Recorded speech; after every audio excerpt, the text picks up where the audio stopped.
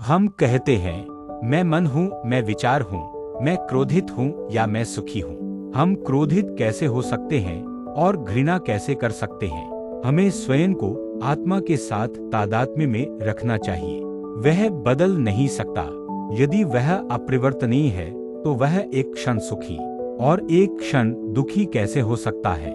वह निराकार अनंत सर्वव्यापी है। उसे क्या बदल सकता है? सभी नियमों से परे उसे क्या प्रभावित कर सकता है? पतंजलि योग सूत्र अध्याय 2 श्लोक 5 कहता है, नित्य शुचि दुखनात्मसो नित्य शुचि सुखात माख्यातिरा विद्या। नित्य शुचि सुखात माख्यातिरा विद्या।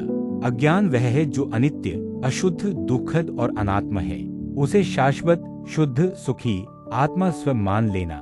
इन सभी विभिन्न प्रकार के संस्कारों का एक ही स्रोत है, अज्ञान।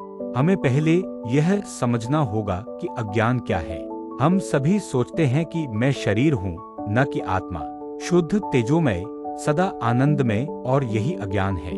हम मनुष्य के बारे में सोचते हैं और मनुष्य को शरीर के रूप में देखते हैं, यही महान भ्रम है।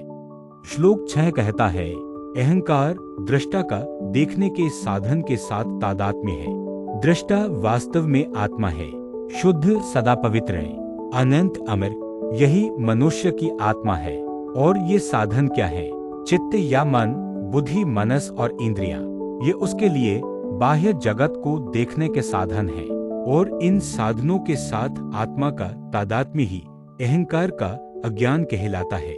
हम कहते हैं मैं मन हूँ, मैं विचार हूँ, मैं क्रोधित हूँ या मैं सुखी हूँ। हम क्रोधित कैसे हो सकते हैं और घृणा कैसे कर सकते हैं? हमें स्वयं को आत्मा के साथ तादात्म्य में रखना चाहिए। वह बदल नहीं सकता।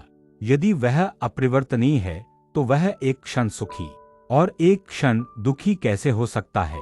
वह निराकार अनंत सर्वव्यापी है। उसे क्या बदल सकता है?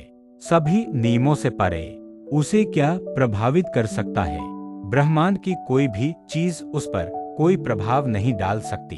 फिर भी अज्ञानता के कारण हम स्वयं को मनतत्व के साथ तादात्म्य में रखते हैं और सोचते हैं कि हमें सुख या दुख होता है।